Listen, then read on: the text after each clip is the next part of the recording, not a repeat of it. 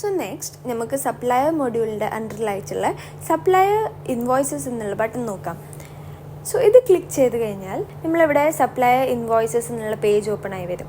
ഇവിടെ നമുക്കൊരു new supplier എന്നുള്ള ഇൻവോയ്സ് ക്രിയേറ്റ് ചെയ്യാനുള്ള ബട്ടൺ ഉണ്ട്.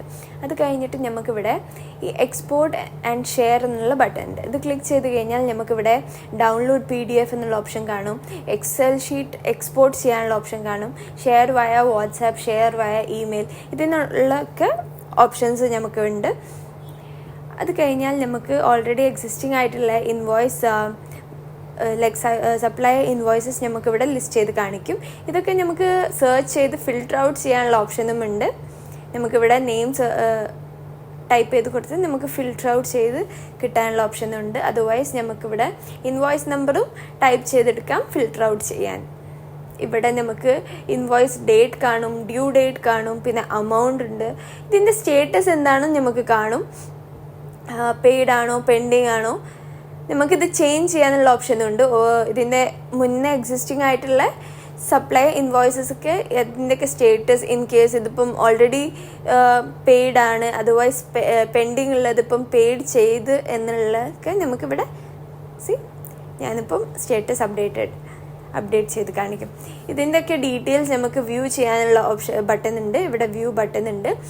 ഇനിയിപ്പം ഈ സ്പെസിഫിക് സപ്ലയറിൻ്റെ ഡീറ്റെയിൽസ് നമുക്ക് പ്രിൻറ്റ് ചെയ്തെടുക്കാനുള്ള ഓപ്ഷൻ ഉണ്ട്.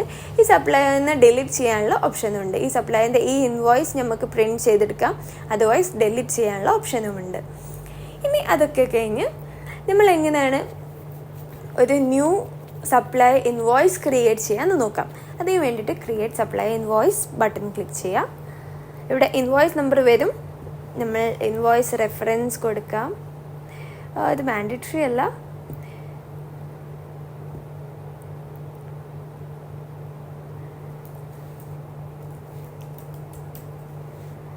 ഞാൻ ജസ്റ്റ് ഒന്ന് കൊടുക്കുകയാണ്.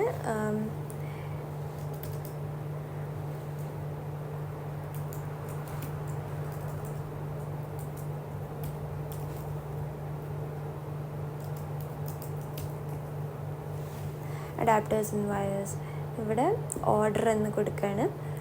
പിന്നെ total invoice amount, due date and invoice date. Due date നമുക്ക് മാറ്റാം, ഇൻവോയ്സ് ഡേറ്റ്. അത് കഴിഞ്ഞ് സ്റ്റേറ്റസ് പെൻഡിങ് എന്ന് കൊടുക്കാം, പെയ്ഡ് എന്ന് കൊടുക്കാം. ഞാൻ ഇവിടെ പെൻഡിങ് എന്ന് കൊടുക്കുകയാണ്. പെൻഡിങ് കൊടുക്കുകയാണെങ്കിൽ സപ്ലയറിൻ്റെ ഇതിൻ്റെ മുന്നുള്ള സപ്ലയേഴ്സ് നമുക്ക് കാണിക്കും. സോ സ്റ്റേറ്റസ് പെയ്ഡ് എന്ന് കൊടുക്കുകയാണെങ്കിൽ ഇവിടെ പേയ്മെൻറ്റ് മെത്തേഡ് കാണിക്കും. Cash on delivery, online check, UPI, cash card, ഇതൊക്കെ കാണിക്കും. അതർവൈസ് ഞാൻ ഇവിടെ പെൻഡിങ് എന്ന് കൊടുക്കുകയാണെങ്കിൽ പേയ്മെൻറ്റ് മെത്തേഡ് കാണിക്കില്ല. നമുക്ക് സപ്ലയറിന് ചൂസ് ചെയ്യാം. ഓൾറെഡി എക്സിസ്റ്റിംഗ് ആയിട്ടുള്ള സപ്ലയർ ഞാൻ മനു എന്ന് ചൂസ് ചെയ്യാണ്. സോ മനുവിൻ്റെ ഓൾറെഡി എമൗണ്ട് ഡ്യൂ ഉണ്ട്, ഇത്ര എമൗണ്ട് ഡ്യൂ ഉണ്ട്. സോ അതിവിടെ നമുക്ക് കാണിക്കും. പിന്നെ item name.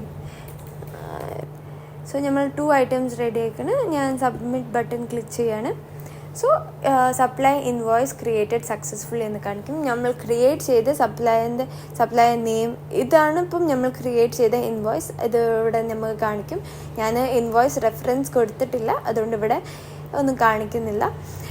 Supplier name, invoice number, എന്ത് ടൈപ്പാണ്, ഓർഡർ ആണോ, അത് ഒക്കെ ഇവിടെ കാണിക്കും. പിന്നെ invoice date, due date, amount, status. നമ്മൾ പെൻഡിങ് കൊടുത്തുകൊണ്ട് ഇവിടെ പെൻഡിങ്, ഇത് നമുക്ക് വേണമെങ്കിൽ ചേഞ്ച് ചെയ്യാം, പെയ്ഡ് ആക്കാം. സോ നമ്മളെ സ്റ്റേറ്റസ് ചേഞ്ച്ഡ്. സോ അങ്ങനെയാണ് നമ്മൾ സപ്ലയർ ഇൻവോയ്സസ് ക്രിയേറ്റ് ചെയ്യൽ ആൻഡ് നമ്മൾ ഓൾറെഡി എക്സിസ്റ്റിംഗ് ആയിട്ടുള്ള സപ്ലയർ ഇൻവോയ്സസ് ഒക്കെ എഡിറ്റ് ചെയ്യാം.